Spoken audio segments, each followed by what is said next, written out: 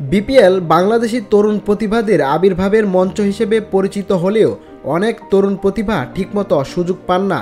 এমনই এক হতাশাজনক পরিস্থিতির শিকার হচ্ছেন রিশাদ হোসেন। জাতীয় দলের সাদা বলের নিয়মিত মুখ রিশাদ এবার বিপিএলে খেলছেন ফরচুন বরিশালের হয়ে, কিন্তু ম্যাচ খেলার সুযোগ পাচ্ছেন না। বসে থাকতে হচ্ছে সাইড বেঞ্চে। পরীক্ষিত লেগ স্পিনার হিসেবে রিশাদ ইতিমধ্যেই আন্তর্জাতিক সার্কিটে নিজেকে প্রমাণ করেছেন। পুরস্কার হিসেবে বিগ ব্যাশে খেলার ডাকও পেয়েছিলেন, কিন্তু বিপিএল ও বিগ ব্যাশ একই সাথে শুরু হওয়ায় রিশাদ বিপিএলই খেলছেন, কিন্তু খেলতে আর পারছেন কই। ফরচুন বরিশালে দেশি বিদেশি তারকার ভিড়ে আর টিম কম্বিনেশনে সাইড বেঞ্চেই বসে সময় পার করছেন দেশের ক্রিকেটের সম্ভাবনাময় এই লেগ স্পিনার।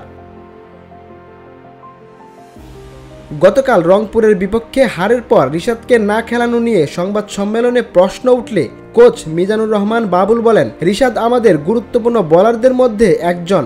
কম্বিনেশনের জন্য হয়তো রিশাদ খেলছে না, তবে মাত্র 2 ম্যাচ গেল। আমাদের প্ল্যানে অবশ্যই রিশাদ আছে।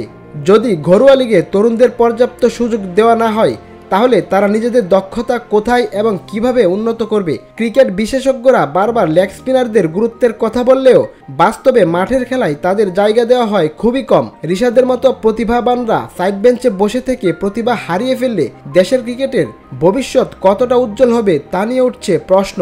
জাতীয় দলের ভবিষ্যৎ তারকাদের তৈরি করতে ঘরোয়া লিগের ভূমিকা অত্যন্ত গুরুত্বপূর্ণ। রিশাদের মতো তরুণদের নিয়মিত খেলার সুযোগ দেওয়া না হলে তাদের উন্নতি তো হবেই না, বরং প্রতিভা হারিয়ে যাওয়ার শঙ্কাও থেকে যায়। বিসিবি এবং ফ্র্যাঞ্চাইজি দলগুলোর উচিত এই তরুণদের জন্য একটি কার্যকরী পথ তৈরি করা, যাতে তারা আন্তর্জাতিক মঞ্চে দেশকে গর্বিত করতে পারে। মোহাম্মদ রাজন, ভোরের পাতা।